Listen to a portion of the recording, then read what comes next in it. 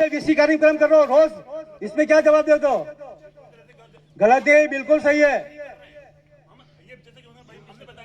आप गलत हो, आप गलत हो। आपकी कमजोरियां यार यहाँ एक्शन में मत दिखाओ। जितना इतना जोर आ रहा बुरा लगता है ना, तो आपके आगे सरकार से बात करो। आप सरकार से बात करो, आपको बिठा रखा है ना, करो ना। फिर कब ये क्या कह रहे हैं सारे लोग, ये क्या किसान लोग क्या लेना है? गलत तरीका नहीं, सुननी पड़ेगी।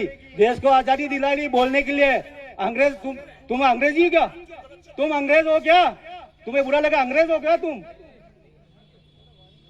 तो वाणी नहीं, वाणी बहुत बढ़िया ठाकुर साहब, वाणी पे मत जाओ। जो समस्या वो है, समस्या ये है, इतना किसान मेहनत करता है और सब करने के बाद पानी भी बहुत मिलता है, अनाज भी बहुत कमाते हैं, भाव नहीं मिलता है। अभी एमएलए साहब ने कहा कृषि मंडी, तो कृषि मंडी 40 साल कांग्रेस ने खुलवाई थी इससे पहले। इसके बाद हमारे स्वर्गीय गौतम जी विधायक थे, इन्होंने 5 बीघा जमीन 2 बीघा जमीन आवंटित करके ऑफिस बनाने के लिए कहा था, वो भी ऑफिस नहीं बना। आपके कलेक्टर के ऑफिस की कमजोरी, क्योंकि कृषि उपज मंडी जो विभाग है वो किसके अंदर पड़ता है? अध्यक्ष तो कौन है? कलेक्टर ही होता है सभी विभागों का। क्यों नहीं सुनता है? क्योंकि उनको पड़ी नहीं। किसानों के क्या है, गरीब लोग हैं, खाएंगे पिएंगे मरेंगे, क्या फर्क पड़ता? हम तो कलेक्टर से कलेक्टर प्रमोशन होता रहेगा, आगे चलते रहेंगे। तो मेरा ये कहना है कि अनाज का भाव कृषि मंडी पे स्टे लगा है, कुछ जमीन पे लगा है? सवाल ये है। सब लोग कर रहे हैं, सभी जनप्रतिनिधि चिल्ला रहे हैं, जुलूस निकाल रहे हैं, हमने जल्दी कृषि मंडी खोल दी। कोई बात, बहुत अच्छी बात है, खोल दी, तो फिर स्टे क्यों आ गया? अगर कृषि मंडी पे स्टे है या उस जमीन पे है, अगर जमीन पे है तो जमीन छोड़ो ना। हमारे दरिया में बहुत सारी जमीन है, कहीं भी कृषि मंडी के लिए अलॉटमेंट करा दो। हमें तो किसान की कृषि मंडी चाहिए, भाव चाहिए। उसी जमीन पे क्या ऐसा मिल रहा है हमें? लेकिन चलो फिर भी इस पे राजनीति पापड़ सेक रहे हैं, सेको, कोई दिक्कत नहीं।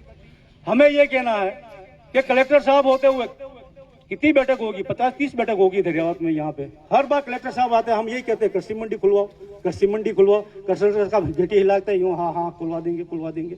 और कुछ कहते हैं तो बुरा लग जाता है। अरे किसानों की बात बुरी क्यों लगती है आपको? आप ईमानदारी से काम करो, ये कमीशन खोड़ बंद कर दो। ये प्रतापगढ़ जिला है जो कमीशन खोड़ के नाम से पहचाना जाता है, इस कमीशन खोड़ को बंद करो और ईमानदारी से काम करो। प्रतापगढ़ जिला मजबूत बनेगा, निर्माण कार्य मजबूत बनेंगे। लेकिन आपको पता नहीं पड़ रहा है, आपको तो यूं लगता है हरे नोट किए, तेरा इतना काम दे दिया इतना पैसा दे दे, तेरा इतना काम दे दिया इतना पैसा दे दे। आज जब नहर का पानी खोलने वाला था, जाखंड में भर गया था, आज नहर साफ करने के लिए 5 दिन पहले 10 दिन पहले लेबर लगाई।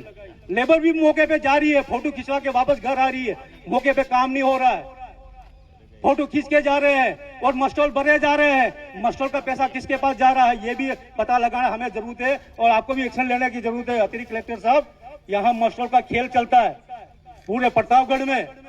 मस्टॉल जगह पैसों की बरसात होती है। इस मस्टॉल को बंद कराना या मस्टॉल को चालू कराओ, उसकी भी एक्शन होना चाहिए, इसकी जानकारी होनी चाहिए कि किसके पास मस्टॉल जा रहा है और किसके पास जा रहा है।